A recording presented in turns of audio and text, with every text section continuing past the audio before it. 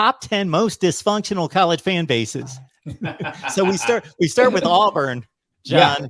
and I know that this is probably the most dysfunctional coaching staff, and I'm not pointing at any particular person on the coaching staff. We just know what the offseason looked like at Auburn, but you are translating that also to the Auburn fan base. So how did you come up with that ranking? Yeah, I mean, if you followed the whole Brian Harsin saga, what was it, in February and March? I mean, that was just an absolute mess. I mean, all the just stories that were coming out that who knows what was true, what was not. The fan base, the actual fan base versus the boosters, it seems like they were kind of at war with each other.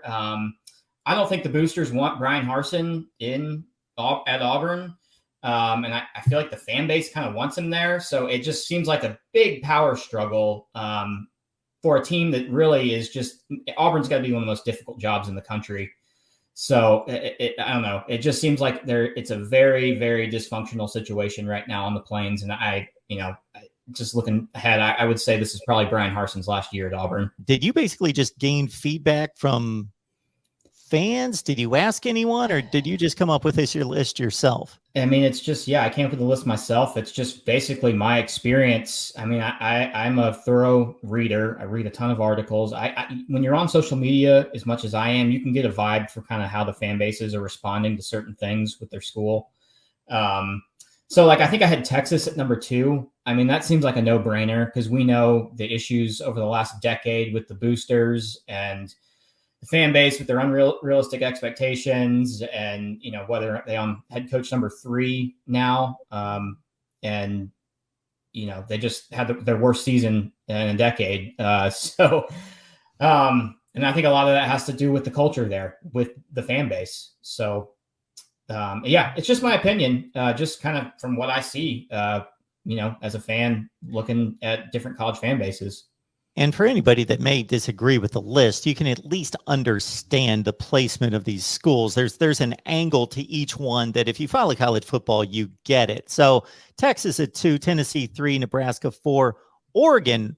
I'm curious about their positioning. Yeah, so I don't know if do you get involved with Spaces on Twitter at all? Not. Okay, so during the whole offseason, after Cristobal left to Miami, there was just those Spaces every night.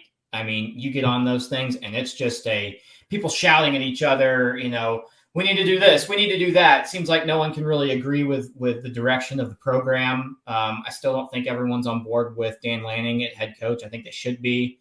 But just my experience from those Spaces was, oh my God, this fan base is absolutely bonkers. That's kind of what led them to a high ranking on the dysfunctional list. We do a couple Miami shows during the week on Wednesday and Thursday nights, so I get that. My shout out to all my Miami fans. Yeah. We appreciate your fervency, but some disconnected, still living in 2001, I guess, backs up this ranking here.